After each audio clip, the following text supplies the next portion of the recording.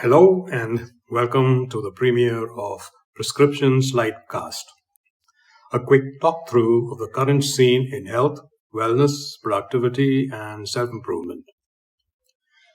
Let's start with something called psychic numbing. What we're looking at is the lack of feeling and empathy associated with information overload. We're drowning in the flood.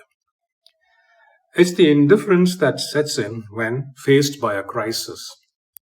The large numbers of people dying every day from the COVID-19 pandemic should trigger widespread compassion, but it doesn't. It does the opposite. Concern about others in danger doesn't grow with the increase in the number of people affected. They become dry statistics. Surprisingly, the decline in compassion begins with the second endangered life, as early as that.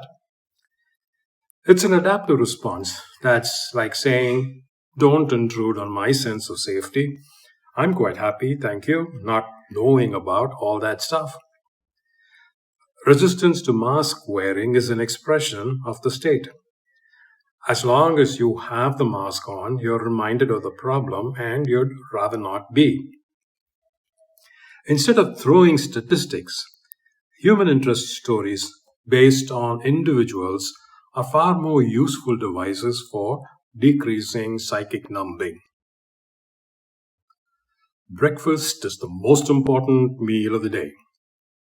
A company selling packaged breakfast cereal, and we know who that is, pushed that slogan backed by very weak evidence. Since then, there has been a long line of research sponsored by the food industry.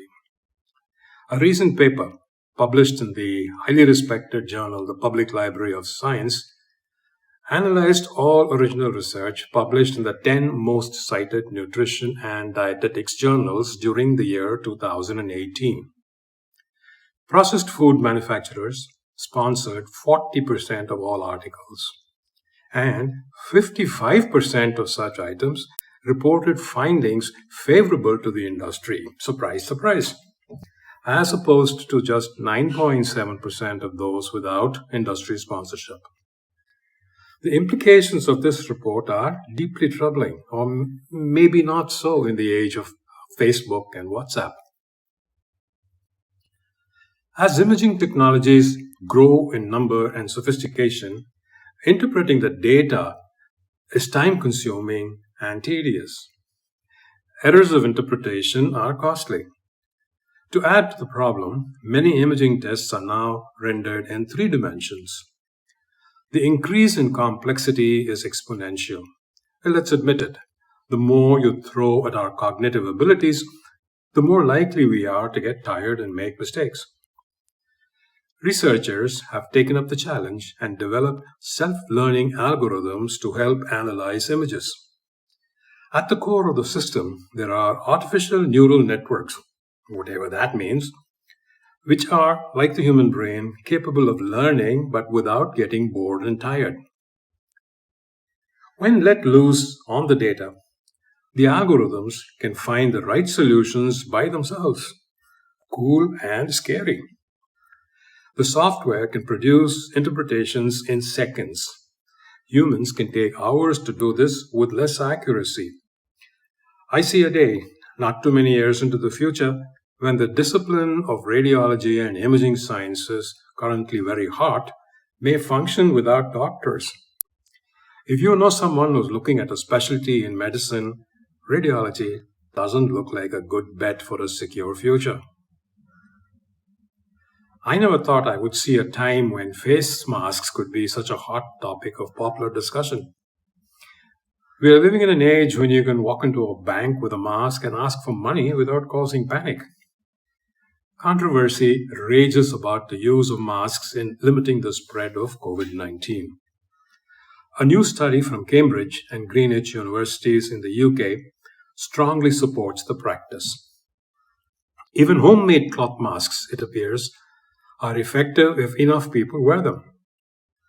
Routine face mask use by 50% or more of the population reduced the all-important R value to less than the critical value of 1. What's the R value? It's a number that tells us how many people are likely to get the infection passed on to them when a single person has a COVID infection. At this level, future disease waves will flatten and lockdowns can be less stringent. It's simple enough, yet causes so much of a flap.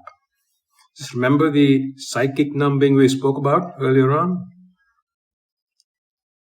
Besides the gorgeous, perfect weather, the Mediterranean has also given us the Mediterranean diet.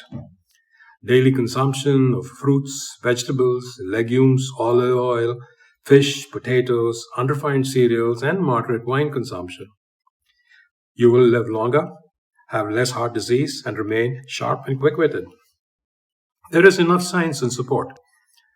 Those who adhere to the diet have slower cognitive decline over the years, being as much as 5.8 years smarter than their peers who have been eating a Western diet, a diet that is rich in fried foods, sweets, refined grain, red meat, and processed meat.